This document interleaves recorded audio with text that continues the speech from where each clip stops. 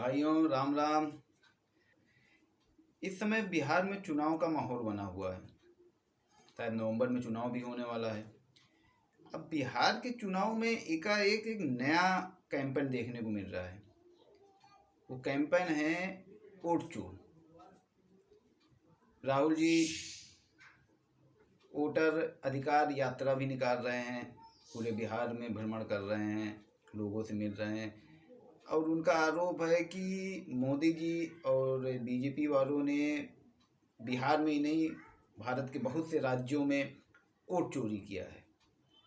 और एक नारा भी दिया गया जो पूरे देश में इस समय जोर शोर से चल रहा है, मोदी वोट चोर, बीजेपी वोट चोर। अब सवाल ये है कि एकाएक ये वोट चोर का मामला कैसे आ गया सामने।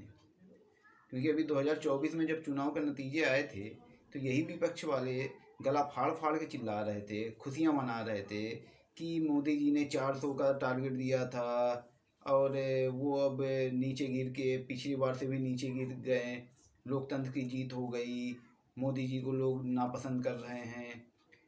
उस समय तो कहीं वोट चोर की बात नहीं हुई थी, अब एकाएक क्यों? मैं कुछ तथ्य आपके सामने रख रहा हूँ। पाकिस्तान में जब इमरान खान की सरकार थी सब कुछ सही चल रहा था। इमरान खान जैसे ही अमेरिका के खिलाफ जाने लगते हैं वैसे ही कुछ दिनों में उनके खिलाफ भी वोट चोर जैसा कैंपेन चलाया जाता है। नतीजा क्या होता है? इमरान खान जेल में ठूस दिए जाते हैं और अमेरिका के समर्थन में जो लोग पाकिस्तान में थे उनकी सरकार बन जाती है।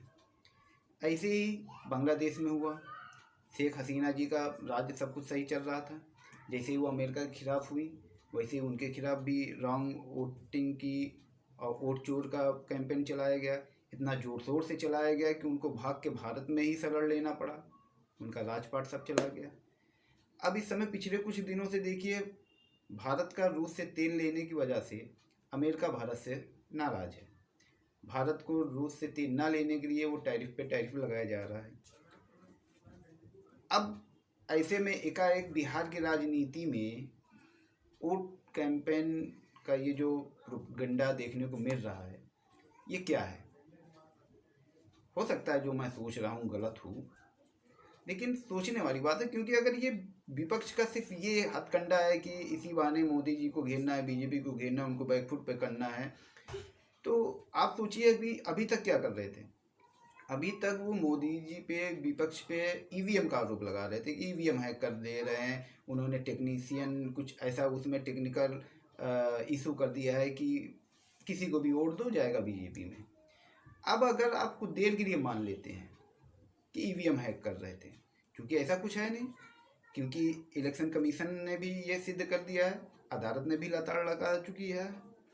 तो अब अगर हम कुछ देर के लिए मान लेते हैं कि ईवीएम हैक होता तो भाई वोट काटने का जरूरत क्या थी फिर बीजेपी को? अरे आप चाहे जितना फर्जी वोट देश में होता, आपके राज्य से, आपके शहर से, आबादी से ज़्यादा वोटर वहाँ पे होते तो भी वो वोट किसी को देते, ज़्यादा तो बीजेपी को ना भाई। तो वो ऐसा क्यों काटते? क्यों उनको वोट काटने की ज़रूरत पड़ गई? इसका मतलब क्या है? इसका मतलब आपने ईवीएम पे झूठा रोना रोआ। जो मोदी सरकार तीसरी बार भारत के लोकतांत्रिक पद्धति से जीतकर भारत के आम नागरिकों के मत से सरकार बनाती है, आप उस पर सवाल उठा देते हैं। ये सवाल वैसे तो आप एक बार देख लीजिए कि मोदी जी और बीजेपी पे नहीं है, भारत के आम जनता पे सवाल है, ये उनके अधिकार पे सवाल था ये, लेकिन जनता शांत रही। अब वो दूसरा एक लेके आ गए, वोट चोर का मामला।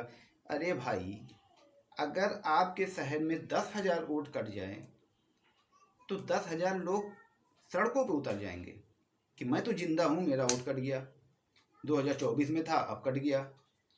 तो वो क्लेम करेंगे ना। कहाँ हैं वो 65 लाख लोग?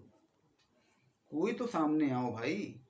65 लाख लोगों का वोट कट गया, अब अभी 6500 क्लेम भी नहीं हुआ है। कहाँ है सब लोग? सब लोग शांत हो गए कि चलो भाई कट गया, कोई बात नहीं, हम तो नहीं, हमारे नेता हैं, वही चिल्लाएंगे, वही रोड शो करेंगे। ऐसा तो नहीं होता ना, उनको सामने लाओ आप। इसलिए मुझे शंका हो रही, टाइमिंग पे शंका हो रही है। पाकिस्तान की टाइमिंग देख लीजिए, बांग्लादेश की टाइमिंग देख लीजिए और भारत की टाइमिंग देख लीजिए। और इसलिए ये विपक्ष का सिर्फ मोदी जी को या बीजेपी को बदनाम करने का एक हथकंडा नहीं है, बल्कि इसके पीछे एक बहुत गहरी साजिश लग रही है। और इसलिए मैं आप लोगों से ये गुजारिश ज़रूर करूँगा कि इस वीडियो को ज़्यादा से ज़्यादा लोगों तक शेयर करें, ताकि लोगों की मत भी पता चले और लोगों को ये हथकंडे के बारे में और भारत के खिलाफ, भारत के लोगों के खिलाफ जो आजकल माहौल बनाया जा रहा है, इसके बारे में उनको जानकारी हो। बाकी आप लोगों की इच्छा। राम राम।